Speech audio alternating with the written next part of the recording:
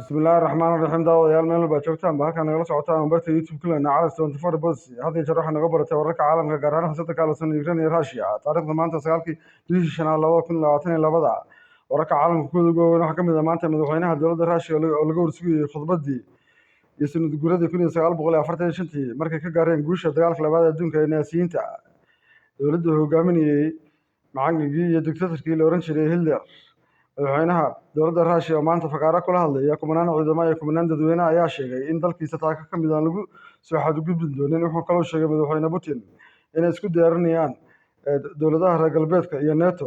inay doonayaan dalka Russia inay ku soo duulaan hase yeeshee wuxuu yiri aan ka hortagnay taas wuxuu doonayay inuu yiri inay Crimea qabsadaan dabadeedna ay soo galaan buu yiri dhulka kale ee Russia jasiiradda Crimea markay ka soo gudbaan laakiin arrinta aan ka hortagnay wuxuu kaloo halkaas uga duceeyay madaxweynuhu ciidamada ku shahiiday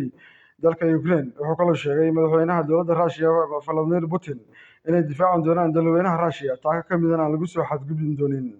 wuxuu yiri waxaan u dhigin doonaa wiil NATO iyo xulafadoodaba casharkii loo dhigay wiil Naasiyiintii Hitler uu hogaaminayay naasiga Kiev joogana tan mid la mid ayaan u dhigin doonaa madaxweynaha dowladda Russia ayaa la filayay inuu ku dhawaaqo duulaan ka dhanaada dalweynaha Ukraine taasoo soo dejin lahayd in dagaalka Ukraine uu balaarto waxaana kale la filayay in madaxweynaha dowladda Russia ku dhawaaqo inuu adeegsan doono hubka sida baan wax uga badan ee la yiraahdo nuclear-ka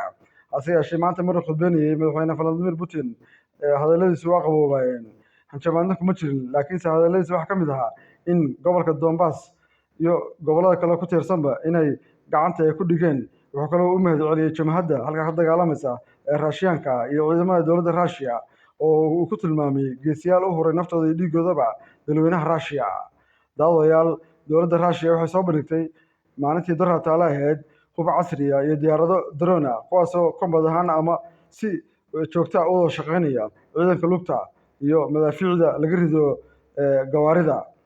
daawayaal dagaalkii ka socday dalka Russia ee dalka Ukraine Russianku hadda wajigii hore way bedeleen wajiga labaad ayaa la galay xeebaha ayayna isku tiiriyeen dhinaca Kharkov ayaa hadda dagaal baa laga sheegaya magaalada Mariupol 190 gacantooda soo gashay wararka ugu dambeeyana waa nala socodsiin doonaa xaaladda wixii ka soo kordhaba ilaa hadda xaaladdu waa kala degan tahay ilaa maanta ilaa xalay si ay ku soo waramayaan warbaahinta caalamka